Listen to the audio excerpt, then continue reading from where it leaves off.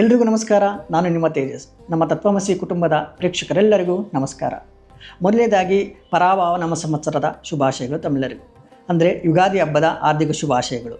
ಈ ಯುಗಾದಿ ಹಬ್ಬದಲ್ಲಿ ಹೊಸ ವರ್ಷ ಅಂತ ಶುರುವಾದಾಗ ಎಲ್ಲರಿಗೂ ಒಂದು ಕುತೂಹಲ ಇದ್ದೇ ಇರುತ್ತೆ. ಈ ವರ್ಷ ನಮ್ಮ ರಾಶಿಗೆ ಹೇಗಿರುತ್ತೆ, ಈ ವರ್ಷ ಏನೆಲ್ಲ ಬದಲಾವಣೆ ಆಗುತ್ತೆ ಅಂತಕ್ಕಂಥ ಒಂದು ಕುತೂಹಲ ಇದ್ದೇ ಇರುತ್ತೆ. ಸೊ ಅದಕ್ಕಾಗಿಯೇ ಇವತ್ತು ನಮ್ಮೊಟ್ಟಿಗೆ ಸ್ಪೆಷಲ್ ಗೆಸ್ಟ್ ಇದ್ದಾರೆ. ಅವರು ಆಸ್ಟ್ರೋನ್ಯೂಮರಾಲಜಿಸ್ಟ್ ಆ್ಯಂಡ್ ವಾಸ್ತು ಕನ್ಸಲ್ಟೆಂಟ್.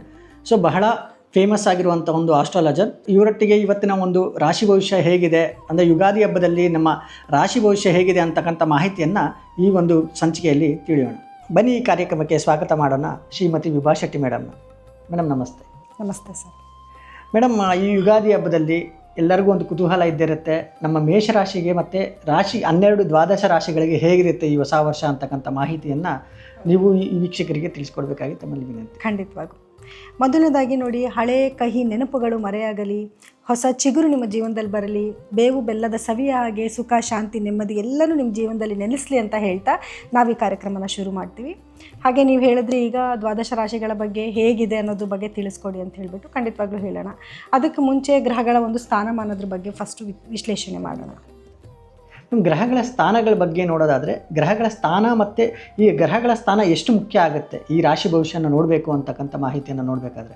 ಖಂಡಿತ ತುಂಬ ಮುಖ್ಯ ಆಗುತ್ತೆ ಸರ್. ಏನಕ್ಕೆ ಅಂತಂದರೆ ಗ್ರಹಗಳ ಸ್ಥಾನಮಾನದ ಮೇಲೇ ಅವ್ರಿಗೆ ಏನೆಲ್ಲ ಅದು ಪರಿಣಾಮ ಬೀರ್ತಿದೆ ಅಂತ ನಾವು ಹೇಳ್ಬೋದು. ಈಗ ಫಾರ್ ಎಕ್ಸಾಂಪಲ್ ಯಾವ ಗ್ರಹ ಯಾವ ಸ್ಥಾನದಲ್ಲಿ ಕೂತಿರುತ್ತೆ ಆ ಮನೆಗಳ ಮೇಲೆ ನಾವು ಅದನ್ನು ಅನಲೈಸ್ ಮಾಡ್ತಾ ಹೇಳ್ತಾ ಹೋಗ್ಬೋದು.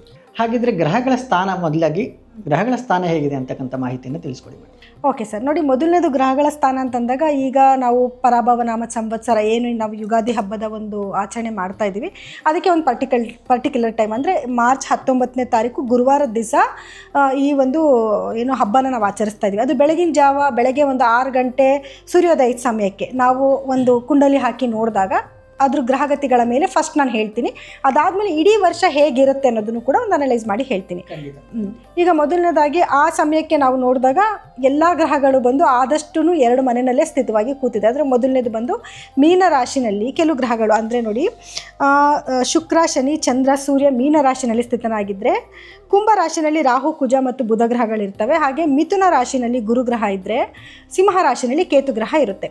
ಸೊ ಇದ್ರ ಮೇಲೆ ಯಾವ್ಯಾವ ರಾಶಿಗೆ ಏನೇನು ಫಲಗಳು ಸಿಗುತ್ತೆ ಅನ್ನೋದನ್ನ ಒಂದು ಅನಲೈಸ್ ಮಾಡ್ಬೋದು. ಇದ್ರ ಜೊತೆಗೆ ಗ್ರಹಗಳು ಚಲನೆ ಅದೇ ಜಾಗದಲ್ಲೇ ಇರ್ತವ, ಇಲ್ಲ ವರ್ಷ ಪೂರ್ತಿನಲ್ಲಿ ಚೇಂಜ್ ಆಗ್ತಾನೆ ಇರುತ್ತೆ. ಸೊ ಜಾಸ್ತಿ ಸ್ಲೋ ಮೂಮೆಂಟ್ ಪ್ಲಾನೆಟ್ಸ್ ಯಾವುದಿರುತ್ತೆ ಅದನ್ನು ನಾವು ಜಾಸ್ತಿ ಹೊತ್ತು ಕೊಟ್ಟು ತೊಗೊತೀವಿ. ಬಿಕಾಸ್ ಅದು ನಿಧಾನಕ್ಕೆ ಆಗೋದ್ರಿಂದ ನಾವು ಇದು 1 ವರ್ಷದ ಕಂಪ್ಲೀಟಾಗಿ ಹೇಳೋದ್ರಿಂದ ನಾವು ಅದನ್ನು ತೊಗೊತೀವಿ. ನೋಡಿ, ಮೊದಲನೇದಾಗಿ ಗುರುಗ್ರಹ ಅಂತ ತೊಗೊಂಡಾಗ ಗುರುಗ್ರಹ ತನ್ನ ಪತನ 3 ಬಾರಿ ತನ್ನ ಪತನ ಬದಲಾಯಿಸ್ತಾನೆ ಈ ವರ್ಷದಲ್ಲಿ.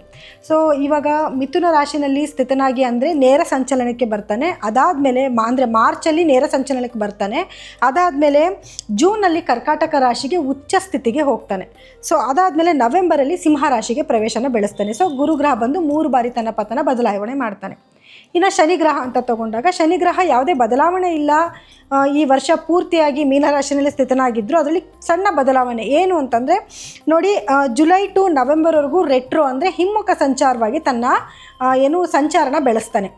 ಅದೇ ರೀತಿಯಲ್ಲಿ ರಾಹುಕೇತು ಅಂತ ಬಂದಾಗ ಡಿಸೆಂಬರ್ನಲ್ಲಿ ರಾಹು ಕುಂಭ ರಾಶಿಯಿಂದ ಮಕರ ರಾಶಿಗೆ ಬಂದರೆ, ಕೇತು ಗ್ರಹ ಸಿಂಹ ರಾಶಿಯಿಂದ ಕಟಕ ರಾಶಿಗೆ ತನ್ನ ಪ್ರವೇಶನ ಬೆಳೆಸ್ತಾನೆ. ಸೊ ಇದರ ಆಧಾರದ ಮೇಲೆ ವರ್ಷ ಪೂರ್ತಿಯಾಗಿ ಹೇಗಿರುತ್ತೆ ಯಾವ ರಾಶಿಗೆ ಅನ್ನೋದನ್ನು ನಾವು ಅನಲೈಸ್ ಮಾಡ್ತಾ ಹೇಳ್ಬೋದು ಸರ್.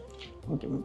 ಸೊ ಇವಿಷ್ಟು ಗ್ರಹಗಳ ಸ್ಥಾನಗಳ ಒಂದು ಬದಲಾವಣೆ ಆಗಿತ್ತು. ಸ್ನೇಹಿತರೆ, ಇನ್ನು ಮುಂದಿನ ರಾಶಿ ನೋಡೋಣ, ಮಕರ ರಾಶಿ. ಮಕರ ರಾಶಿಯವರಿಗೆ ಯುಗಾದಿಯ ಒಂದು ಫಲಾಫಲಗಳು ಹೇಗಿರುತ್ತೆ ಅಂತಕ್ಕಂಥ ಮಾಹಿತಿಯನ್ನು ತಿಳಿಯೋಣ ಬನ್ನಿ ಮೇಡಮ್. ಈ ಮಕರ ರಾಶಿಯವರಿಗೆ ಯುಗಾದಿ ಫಲಾಫಲ ಹೇಗಿರುತ್ತೆ? ಖಂಡಿತ ಸರ್. ಮಕರ ರಾಶಿಯವರಿಗೆ ನಾನು ಆವಾಗಲೇ ಈ ವೃಶ್ಚಿಕ ರಾಶಿಯವ್ರದ್ದು ಹೇಳ್ಬೇಕಾದ್ರೆ ನಾನು ಹೇಳಿದೆ, ವೃಶ್ಚಿಕ ಮಕರ ಮತ್ತು ಮೇಷರಾಶಿಯವರಿಗೆ ಸ್ವಲ್ಪ ಅವ್ರು ಏನೇ ಮಾಡಿದ್ರು ಎಷ್ಟೇ ಗ್ರಹಗತಿಗಳು ಚೇಂಜ್ ಆದರೂ ಸ್ವಲ್ಪ ಡಿಫಿಕಲ್ಟ್ ಟೈಮ್ ಅನ್ನೋದು ಯಾವಾಗಲೂ ಇದ್ದೇ ಇರುತ್ತೆ. ಸೊ ಅವ್ರಿಗಾಗಿ ಅವ್ರು ಏನೇ ಮಾಡಿಕೊಂಡ್ರು ಕೂಡ ಅದು ಅವ್ರಿಗೆ ಅದು ಸಲ್ಲೋದಿಲ್ಲ ಜಾಸ್ತಿ, ಅದು ಬೇರೆಯವ್ರಿಗೆ ಅದು ಉಪಯೋಗಕ್ಕೆ ಬರುತ್ತೆ. ಅವ್ರು ಇವಾಗ ಏನೇ ಒಂದು ಜಾಗ ತೊಗೊಂಡ್ರು ಅಂತ ಇಟ್ಕೊಳ್ಳಿ, ಅವ್ರಿಗಿಂತ ಜಾಸ್ತಿ ಬೇರೆಯವ್ರಿಗೆ ಉಪಯೋಗ ಆಗ್ತಾ ಇರುತ್ತೆ. ಬೇರೆಯವರು ಒಂದಿದ್ದು ಮಾತ್ರಕ್ಕೆ ಹೆಂಡತಿ ಆಗಿರ್ಬೋದು, ಗಂಡ ಆಗಿರ್ಬೋದು, ಮಕ್ಕಳಾಗಿರ್ಬೋದು, ತಂದೆ ತಾಯಿ ಆಗಿರ್ಬೋದು, ಅಥವಾ ಅಣ್ಣ ತಮ್ಮದಿರಾಗಿರ್ಬೋದು, ಇಂಥವ್ರಿಗೆ ಉಪಯೋಗ ಬರ್ತಾ ಇರುತ್ತೆ ವಿನಾಯಿಸಿ ಇವ್ರಿಗೆ ಏನೇ ಮಾಡಿದ್ರೂ ಕೂಡ ಇವ್ರಿಗೆ ಅದರೊಳಗೆ ಒಂದು ಸಂತೋಷ ಅನ್ನೋದು ಇರೋದಿಲ್ಲ. ಆದರೆ ಯುಗಾದಿನಲ್ಲಿ ಹೇಗಿದೆ ಅಂತ ನೋಡಿದ್ರೆ ಮಕರ ರಾಶಿಯವರಿಗೆ ಈಗ ಗುರು ಬಂದು ಅವರಿಗೆ 6ನೇ ಮನೇಲಿ ಸಂಚಾರ ಮಾಡ್ತಿದ್ದಾನೆ. ಸೊ ಇದರಿಂದ ಯಾರೆಲ್ಲ ಉದ್ಯೋಗಸ್ಥರು ಇರ್ತಾರೆ, ಯಾರೆಲ್ಲ ಕೆಲಸ ಮಾಡೋರು ಇರ್ತಾರೆ ಅವರೆಲ್ಲರಿಗೂ ಕೂಡ ಒಳ್ಳೆ ಸುದ್ದಿ. ಯಾಕೆಂದರೆ ಪ್ರಮೋಷನ್ ಸಿಗುವಂಥದ್ದು ಸ್ವಲ್ಪ ಡಿಫಿಕಲ್ಟ್ ಇರುತ್ತೆ. ಆದರೆ ತುಂಬ ಶ್ರಮ ಪಡಬೇಕಾಗುತ್ತೆ. ನೀವೊಂದು ಕೆಲಸ ತೊಗೋಬೇಕು ಅಂತಂದರೆ ಅಥವಾ ಒಂದು ಪ್ರಮೋಷನ್ ಸಿಗಬೇಕು ಅಂತಂದರೆ ನಾನಾ ರೀತಿ ಸರ್ಕಸ್ ಮಾಡಬೇಕಾಗುತ್ತೆ. ಅದಾದಮೇಲೆ ಖಂಡಿತ ನಿಮಗೆ ಪ್ರಮೋಷನ್ ಸಿಗೋದಾಗಿರ್ಬೋದು ಅಥವಾ ಒಳ್ಳೆ ಗೌರವ ಸಿಗುವಂಥದ್ದಾಗಿರ್ಬೋದು ಅಥವಾ ನೀವು ಮಾಡ್ತಿರೋ ಕೆಲಸನ ಗುರುತಿಸೋದಕ್ಕೆ ಒಳ್ಳೆ ಟೈಮ್ ಆಗಿರುತ್ತೆ. ಸೊ ನೀವು ಸ್ಟಾರ್ಟಿಂಗಲ್ಲೇ ಒಂದು ಸ್ವಲ್ಪ ಏನೋ ಒಂದು ಅಂದರೆ ಮಕರ ರಾಶಿಯವ್ರಿಗಾಗಲಿ ಒಂದು ವೃಶ್ಚಿಕ ರಾಶಿಯವ್ರಿಗೆ ಈ ಥರ ಹೇಳಬೇಕಾದ್ರೆ ನನಗೆ ಒಂದು ಏನೋ ಕ್ವಶನ್ ಮೂಡುತ್ತೆ. ಏನಂತ ಹೇಳಿದ್ರೆ ಹಂಗೆ ಹೇಳಿದ ತಕ್ಷಣ ಏನು ಅನ್ಕೊಂಡ್ಬಿಡ್ತಾರೆ, ಇನ್ನು ಮತ್ತೆ ಇನ್ನೇನಾಗುತ್ತೆ ನಮಗೆ, ನೀವು ಹೇಳೋದೆಲ್ಲ ನೆಗೆಟಿವ್, ಸೊ ಇನ್ನೇನಕ್ಕೆ ನೋಡಬೇಕು ಅನ್ನೋ ರೀತಿಯಲ್ಲಿ ಹೇಳ್ಬಿಡ್ತಾರೆ. ಸೊ ಈ ವಿಡಿಯೋನ ನೋಡಬೇಕು, ಫುಲ್ಲಾಗಿ ನೋಡಬೇಕು ಅನ್ನೋ ಒಂದು ಇದರಲ್ಲಿ ನೀವು ಹೇಳೋದಾದರೆ ಯಾವ ರೀತಿಯಾಗಿ ನೋಡಬೇಕು? ಖಂಡಿತ ಸರ್, ಅದಕ್ಕೆ ಏನು ಗೊತ್ತಾ, ಎಲ್ಲದಕ್ಕೂ ಸೊಲ್ಯೂಷನ್ ನಾನು ಅಲ್ಲೇ ಆನ್ಸರ್ ಹೇಳಿಬಿಟ್ಟೆ. ನಿಮಗೆ ಈ ಥರ ಇದೆ ಅಂತಂದಾಗ ನೀವೇನು ಮಾಡಬೇಕು, ಒಂದು ಮನೆ ತೊಗೋತಿದ್ದೀರಾ ಅಂತಂದರೆ ಆ ಮನೆನ ನಿಮ್ಮ ಮನೆಯಲ್ಲಿರೋ ತಂದೆ ತಾಯಿ ಹೆಸರಲ್ಲೋ, ಹೆಂಡತಿ ಹೆಸರಲ್ಲೋ, ಗಂಡನ ಹೆಸರಲ್ಲೋ, ಮಕ್ಕಳ ಹೆಸರಲ್ಲೋ ತೊಗೊಳ್ಳಿ. ಆವಾಗ ನಿಮಗೂ ಅದು ಉಪಯೋಗಕ್ಕೆ ಬರುತ್ತೆ. ನಿಮ್ಮ ಹೆಸರಲ್ಲಿ ಇದ್ದಾಗ ನಿಮ್ಗೆ ಅದು ಉಪಯೋಗ ಬರೋದಿಲ್ಲ, ಅದು ಬೇರೆಯವ್ರ ಹೆಸರಲ್ಲಿದ್ದಾಗ ಖಂಡಿತವಾಗ್ಲೂ ನಿಮ್ಗೆ ಉಪಯೋಗ ಬರುತ್ತೆ. ಈಗ ಒಂದು ಸಂಸ್ಥೆ ಓಪನ್ ಮಾಡ್ತಾ ಇದ್ದೀರಿ, ನಿಮ್ಮ ಹೆಸರಲ್ಲಿ ಮಾಡಬೇಡಿ, ನೀವಲ್ಲಿ ವರ್ಕರ್ ಅನ್ನೋ ಥರ ನಿಮ್ಮದು ಹೆಸರನ್ನ ಬಿಂಬಿಸ್ಕೊಂಡು ಬೇರೆಯವರು ನಿಮ್ಮ ಹೆಂಡತಿ ಮಕ್ಕಳ ಹೆಸರಲ್ಲೋ ಅಥವಾ ಹೆಂಡತಿ ಮಾಡ್ತಿದ್ರೆ ಗಂಡನ ಹೆಸರಲ್ಲೋ, ತಂದೆ ತಾಯಿ ಹೆಸರಲ್ಲೋ ಮಾಡಿ ಅವ್ರ ಕೆಳಗಡೆ ನೀವು ವರ್ಕ್ ಮಾಡ್ತಿದ್ದೀರ ಅನ್ನೋ ಥರ ಮಾಡ್ಕೊಳ್ಳಿ. ಖಂಡಿತ ಸಕ್ಸಸ್ ನೋಡ್ಬೋದು. ಇದೇ ಅದೊಂದು ಅವರಿಗೆ ಉಪಯೋಗ. ಸೊ ಹಾಗಿದ್ರೆ ಮ್ಯಾಮ್, ನಾನು ಮೊದಲನೇದಾಗಿ ನನಗೆ ಈ ಮಕರ ರಾಶಿಯವರಿಗೆ ಪಾಸಿಟಿವ್ ವೈಬಲ್ಲೇ ಹೋಗಬೇಕು ಅಂತಕ್ಕಂಥ ಒಂದು ಇದನ್ನು ಡಿಸೈಡ್ ಮಾಡಿದ್ದೀನಿ. ಸೊ ಪಾಸಿಟಿವ್ ಏನಿದೆ ಅದನ್ನು ಮೊದಲನೇದು ಹೇಳ್ಬಿಟ್ಟು. ಸೊ ಪಾಸಿಟಿವ್ ಈ ಮಕರ ರಾಶಿಯವರಿಗೆ ಹೇಗಿರುತ್ತೆ, ಏನಿರುತ್ತೆ ಸರ್? ನೋಡಿ, ಪಾಸಿಟಿವ್ ಅಂತ ನೋಡೋಕ್ಕೆ ಬಂದಾಗ ಉದ್ಯೋಗಸ್ಥರಿಗೆ ನಾನು ಹೇಳಿದೆ ಪ್ರಮೋಷನ್ಗೆ ಒಳ್ಳೆ ಸಮಯ ಅಂತ. ಸೊ ಈ ವರ್ಷದಲ್ಲಿ ಗುರು 6, 7 ಮತ್ತು 8ನೇ ಮನೆಗೆ ಸಂಚಾರನ ಮಾಡ್ತಾನೆ. ಸೊ 7ನೇ ಮನೆಗೆ ಬಂದಾಗ ಅವ್ರಿಗೆ ಗುರುಬಲ ಬರುತ್ತೆ, ಲಗ್ನಕ್ಕೆ ಗುರುದೃಷ್ಟಿ ಬೀಳುತ್ತೆ, ಗುರುಬಲ ಬರುತ್ತೆ. ಯಾರೆಲ್ಲ ಮದುವೆ ಹುಡುಕಾಟದಲ್ಲಿದ್ದಾರೆ ಅವರೆಲ್ಲರಿಗೂ ಕೂಡ ಕಂಕಣ ಬಲ ಕೂಡಿ ಬರುವಂಥ ಟೈಮ್ ಆಗಿರುತ್ತೆ. ಮತ್ತು ಮನೆಯಲ್ಲಿ ಶುಭ ಕಾರ್ಯಗಳಾಗುವಂಥದ್ದು, ಗೃಹ ಪ್ರವೇಶ ಆಗಿರ್ಬೋದು, ನಾಮಕರಣ ಆಗಿರ್ಬೋದು, ಈ ರೀತಿಯಾದ ಶುಭ ಕಾರ್ಯಗಳನ್ನ ಮಾಡುವಂಥ ಒಂದು ಟೈಮ್ ಕೂಡ ಆಗುತ್ತೆ. ಸೊ ಹಾಗಿದ್ರೆ ಮ್ಯಾಮ್, ಮದುವೆ ವಿಚಾರವಾಗಿ ಕೇಳೋಣ. ಈ ಮಕರ ರಾಶಿಯವರಿಗೆ ಮದುವೆ ವಿಚಾರವಾಗಿ ಈ ವರ್ಷದಲ್ಲಿ ಹೇಗಿರುತ್ತೆ ಮ್ಯಾಮ್? ಮದುವೆ ವಿಚಾರದಲ್ಲಿ ನೋಡೋಕೆ ಬಂದಾಗ ಇವಾಗ 6ನೇ ಮನೇಲಿ ಗುರು ಇದ್ದಾನೆ, 7ನೇ ಮನೆಗೆ ಮತ್ತೆ ಗುರು ಬರ್ತಾನೆ. 7ನೇ ಮನೆಗೆ ಬಂದಾಗ ನಾನು ಹೇಳಿದೆ ಗುರುಬಲ ಬರುತ್ತೆ. ಸೊ ಮದುವೆ ಹುಡುಕಾಟಕ್ಕೆ ತುಂಬ ಒಳ್ಳೆ ಸಮಯ ಆಗಿರುತ್ತೆ. ತಿರ್ಗಾ 8ನೇ ಮನೆಗೆ ಗುರು ಬಂದಾಗ ಅವಾಗ ಮತ್ತೆ ಸ್ವಲ್ಪ ಡಿಫಿಕಲ್ಟ್ ಟೈಮ್ ಆಗುತ್ತೆ. ಅದು ಬಿಟ್ಟರೆ ಇವಾಗ ಪ್ರೆಸೆಂಟು ಗುರು 6ನೇ ಮನೇಲಿದ್ದರೂ ಕೂಡ 2ನೇ ಮನೆಗೆ ಗುರು ದೃಷ್ಟಿ ಇದೆ. ಸೊ ಗುರು ಆಸ್ಪೆಕ್ಟ್ಸ್ ಕೂಡ ಚೇಂಜ್ ಆಗುತ್ತೆ. ಸೊ 11ನೇ ಮನೆಗೂ ಕೂಡ ಗುರು ದೃಷ್ಟಿ ಇದೆ. ಇವ್ರಿಗೆ ಏನಾಗುತ್ತೆ, ಗುರುವಿನ ದೃಷ್ಟಿ ಎಲ್ಲೆಲ್ಲಿ ಬೀಳುತ್ತೋ ಆ ಭಾವಗಳಿಗೆ ಅವರಿಗೆ ಒಳ್ಳೆಯದಾಗ್ತಾ ಹೋಗುತ್ತೆ. ಎಸ್ಪೆಷಲಿ ಮದುವೆ ಅಂತ ಬಂದಾಗ ಒನ್ ಟೈಮ್ ಆಫ್ ಪೀರಿಯಡಲ್ಲಿ ಮಾತ್ರ ಅವರಿಗೆ ಟೈಮ್ ತುಂಬ ಚೆನ್ನಾಗಿದೆ. ಅಂದರೆ ಜೂನಿಂದ ನವೆಂಬರ್ ತನಕ ಒಂದು ಪ್ರಶಸ್ತವಾದ ಟೈಮ್ ಇದೆ. ಸೊ ಖಂಡಿತ ನಾನು ಇದೇ ಕೇಳಬೇಕು ಅಂದ್ಕೊಂಡಿದ್ದೆ. ಏನಂತ ಹೇಳಿದ್ರೆ ಯಾವೊಂದು ಸಮಯದಲ್ಲಿ ಅವ್ರಿಗೆ ಚೆನ್ನಾಗಿರುತ್ತೆ, ಯಾವೊಂದು ಸಮಯದಲ್ಲಿ ಅವ್ರು ಟ್ರೈ ಮಾಡಬಾರ್ದು, ಅಂದರೆ ಮದುವೆ ವಿಚಾರವಾಗಿ ಟ್ರೈ ಮಾಡಬಾರ್ದು ಅಂತಕ್ಕಂಥ ಮಾಹಿತಿನ ನಾನು ನಿಮಗೆ ಕೇಳೋಣ ಅಂತಿದ್ದೆ, ನೀವೇ ಹೇಳಿದ್ರಿ. ಸೊ ಇನ್ನು ಮುಂದಿನ ವಿಚಾರ ನೋಡೋದಾದರೆ ನಾವು ಹಣಕಾಸಿನ ವಿಚಾರವಾಗಿ ಈ ಒಂದು ಮಕರ ರಾಶಿಯವರಿಗೆ ಈ ವರ್ಷದಲ್ಲಿ ಹೇಗಿರುತ್ತೆ? ಸರ್ ನೋಡಿ, ಹಣಕಾಸಿನ ವಿಷಯ ಅಂತ ಬಂದಾಗ ಈಗ ಆಲ್ರೆಡಿ 2ನೇ ಮನೆಗೆ ಅವ್ರದ್ದು ಗುರುವಿನ ಒಂದು ದೃಷ್ಟಿ ಇದೆ. ಅದೇ 2ನೇ ಮನೇಲಿ ರಾಹು ಕೂಡ ಇದ್ದಾನೆ. ರಾಹು ಏನು ಮಾಡ್ತಾನೆ ಅಂತಂದರೆ ಒಳ್ಳೊಳ್ಳೆ ಆಪರ್ಚುನಿಟೀಸ್ನ ತಂದು ಕೊಡ್ತಾನೆ, ಹ್ಯೂಜಾಗಿ ಹಣನೂ ಕೊಡ್ತಾನೆ, ಹ್ಯೂಜಾಗಿ ಹಣ ಲಾಸ್ ಕೂಡ ಮಾಡ್ತಾನೆ. ಸೊ ಇವ್ರು ತುಂಬ ಎಚ್ಚರವಾಗಿರಬೇಕಾಗಿರೋದೇನು ಅಂತಂದರೆ ಇನ್ವೆಸ್ಟ್ಮೆಂಟ್ ಮಾಡೋಕ್ಕೆ ಮುಂಚೆ ಸ್ವಲ್ಪ ಕೇರ್ಫುಲ್ಲಾಗಿರಬೇಕು. ಹಣ ಬರ್ತಾ ಇರುತ್ತೆ, ಇವ್ರಿಗೆ ಯಾವ ರೀತಿಯ ಆಮಿಷಗಳು ಬರ್ತಾ ಇರ್ತದೆ, ಈ ಕೆಲಸ ಮಾಡು ನಿಂಗೆ ಅದು ಬಂದುಬಿಡುತ್ತೆ, ಆ ಕೆಲಸ ಮಾಡು ಅಂತ. ಕೆಲಸ ಮಾಡಿ ದುಡ್ಡು ಬರಲಿ ಓಕೆ, ಆದರೆ ಇನ್ವೆಸ್ಟ್ಮೆಂಟ್ ಮಾಡು ಅಂತ ಬಂದಾಗ ಮಾತ್ರ ಕೇರ್ಫುಲ್ಲಾಗಿರಿ, ವಿಚಾರಿಸ್ಕೊಂಡು ಹೆಜ್ಜೆ ಇಟ್ಟರೆ ಒಳ್ಳೆಯದು ಹಣಕಾಸಿನ ವಿಷಯದಲ್ಲಿ. ಮತ್ತು ಯಾರಿಗಾನ ದುಡ್ಡು ಕೊಡ್ತಾ ಇದ್ದೀರಾ ಅಂತಂದಾಗ ಕೆಲವು ಆಮಿಷಗಳು ಬರುತ್ತೆ. ಇವ್ರಿಗೆ ದುಡ್ಡು ಕೊಟ್ಟರೆ ಇಷ್ಟು % ನಮಗೆ ಇಂಟ್ರೆಸ್ಟ್ ಬಂದುಬಿಡುತ್ತೆ, ಸೊ ಒಂದೇ ಸತಿಗೆ ದೊಡ್ಡವರಾಗ್ಬಿಡ್ಬೋದು ಅಂತ. ಖಂಡಿತ ಆಗಲ್ಲ, ಅವ್ರು ಎತ್ಕೊಂಡು ಹೋಗ್ಬಿಟ್ರೆ ಅದು ಇಲ್ದಂಗೆ ಆಗ್ಬಿಡುತ್ತೆ. ಸೊ ಅದಕ್ಕೆ ಕೇರ್ಫುಲ್ಲಾಗಿದ್ದು ಮಾಡಿದ್ರೆ ಒಳ್ಳೆಯದಾಗತ್ತೆ. ಸೊ ಇದೊಂದು ವಿಚಾರ ಗಮನದಲ್ಲಿಟ್ಕೊಳ್ಳಿ. ಯಾಕಂತ ಹೇಳಿದ್ರೆ ನಿಮಗೆ ನಿಮ್ಮ ಒಂದು ಶ್ರಮ ಇನ್ನೊಬ್ಬರಿಗೆ ಯಾವಾಗ ಹೇಳಿದ್ರು, ನಿಮಗೆ ಒಂದು ವಿಚಾರವಾಗಿ ಹೇಳಿದ್ರೆ ನಿಮ್ಮ ಶ್ರಮ ಬೇರೆಯವ್ರು ಫಲ ತಗೊಳ್ತಾರೆ ಅಂತ ಆಗಂತ ನೀವು ದಯವಿಟ್ಟು ಈ ಒಂದು ತಪ್ಪನ್ನು ಮಾಡೋಕ್ಕೆ ಹೋಗ್ಬೇಡಿ. ಮತ್ತು ಇನ್ನೊಂದು ಮುಂದಿನ ವಿಚಾರ ನೋಡೋದಾದರೆ ನಾವು ಉದ್ಯೋಗಸ್ಥರಿಗೆ ಈ ಒಂದು ವರ್ಷದಲ್ಲಿ ಹೇಗಿರುತ್ತೆ ಮಕರ ರಾಶಿಯವರಿಗೆ ಅಂತ ನೋಡೋದಾದ್ರೆ? ಸರಿ, ಮಕರ ರಾಶಿಯವರಿಗೆ ಉದ್ಯೋಗಸ್ಥರಿಗೆ ತುಂಬ ಚೆನ್ನಾಗಿದೆ. ನಾನು ಸ್ಟಾರ್ಟಿಂಗಲ್ಲೇ ಹೇಳಿದೆ, ಅವರಿಗೆ ಫಸ್ಟು ಹೇಳಿದ್ದೆ ಉದ್ಯೋಗ ಅಂತ. ಉದ್ಯೋಗ ತುಂಬ ಚೆನ್ನಾಗಿರುತ್ತೆ, ಪ್ರಮೋಷನ್ ಸಿಗೋದು ಎಲ್ಲನೂ ಕೂಡ ಆಗುತ್ತೆ. ಯಾಕಂದರೆ 6ನೇ ಮನೇಲೇ ಗುರು ಕೂತ್ಕೊಂಡಿದ್ದಾನೆ. ಸೊ ಉದ್ಯೋಗಸ್ಥರಿಗೆ ತುಂಬ ಚೆನ್ನಾಗಿದೆ ಟೈಮ್. ಉದ್ಯೋಗಸ್ಥರು ಚೆನ್ನಾಗಿರುತ್ತೆ. ಸಂಕ್ಷಿಪ್ತವಾಗಿ ನೋಡೋದಾದ್ರೆ ಉದ್ಯೋಗಸ್ಥರಿಗೆ ಯಾವೆಲ್ಲ ಸಿಗುತ್ತೆ, ಪ್ರಮೋಷನ್ ಸಿಗೋದಾಗಿರ್ಬೋದು, ಅಥವಾ ಅವ್ರು ಏನೋ ಕೆಲಸ ಮಾಡ್ತಿರ್ತಾರೆ ಅದು ಗುರುತಿಸ್ಕೊಳ್ಳೋದಾಗಿರ್ಬೋದು, ಅಥವಾ ಅವ್ರಿಗೆ ಏನು ಒಳ್ಳೆ ಬೆಲೆ ಸಿಗೋವಂಥದ್ದಾಗಿರ್ಬೋದು, ಗೌರವ ಸಿಗೋವಂಥದ್ದಾಗಿರ್ಬೋದು, ಇದೆಲ್ಲನೂ ಕೂಡ ಆಗುತ್ತೆ. ಅಂದರೆ ಉದ್ಯೋಗಸ್ಥರು ಅಂತ ನಾನು ಕೇಳಿದ ಮಟ್ಟಕ್ಕೆ ಏನಂತ ಹೇಳಿದ್ರೆ ಯಾವೆಲ್ಲ ಫೀಲ್ಡ್, ಅಂದರೆ ಯಾವುದೆಲ್ಲ ಒಂದು ಇದರಲ್ಲಿ ನಿಮಗೆ ಅವರಿಗೆ ಉದ್ಯೋಗಸ್ಥರು ಚೆನ್ನಾಗಿರುತ್ತೆ. ಅಂದರೆ ಶಿಕ್ಷಣ ವಿಭಾಗದಲ್ಲಾಗೋಗಲಿ ಅಥವಾ IT ಸೆಕ್ಟರ್ ಆಗೋಗಲಿ ಈ ಥರ ರೀತಿಯಲ್ಲಿ ನಾನು ಕೇಳುವಂಥದ್ದು. ಸೊ ಈ ಥರ ರೀತಿಯಲ್ಲಿ ಯಾವ ಉದ್ಯೋಗಸ್ಥರಿಗೆ ಚೆನ್ನಾಗಿರುತ್ತೆ? ನೀವು ಹೇಳ್ದಂಗೆ ಹೌದು, ಎಲೆಕ್ಟ್ರಾನಿಕ್ಸ್ ಅವ್ರಿಗೂ ತುಂಬ ಚೆನ್ನಾಗಿರುತ್ತೆ.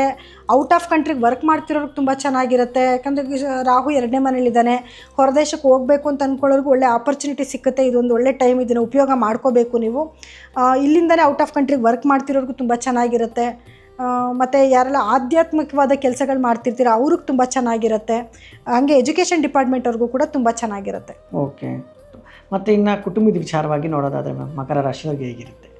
ಕುಟುಂಬದ ವಿಷಯ ಅಂತ ಬಂದಾಗ ನೋಡಿ ಸರ್, ಈಗ 6ನೇ ಮನೇಲಿ ಗುರು ಇದ್ದಾನೆ, 7ನೇ ಮನೆಗೆ ಗುರು ಬಂದಾಗ ಗುರುವಿನ ದೃಷ್ಟಿ ಬಂದು ಇವರಿಗೆ ರಾಶಿ ಮೇಲೆ ಬಿದ್ದಾಗ ಅವಾಗ ಸ್ವಲ್ಪ ಸಮಯ ತುಂಬ ಚೆನ್ನಾಗಿರುತ್ತೆ. ಇವಾಗೂ ಚೆನ್ನಾಗಿದೆ, ಯಾಕಂದರೆ 2ನೇ ಮನೆ ಮೇಲೆ ಗುರುವಿನ ದೃಷ್ಟಿ ಇರೋದ್ರಿಂದ ಮನೆಯಲ್ಲಿ ಈಗ ರಾಹುನೂ ಇದ್ದಾನೆ. ಒಂದು ಕಡೆ ಗಲಾಟೆಗಳಾಗ್ತಾಯಿದ್ರೆ ಇನ್ನೊಂದು ಕಡೆ ಅದೇ ಸರಿ ಹೋಗ್ತಾ ಇರುತ್ತೆ.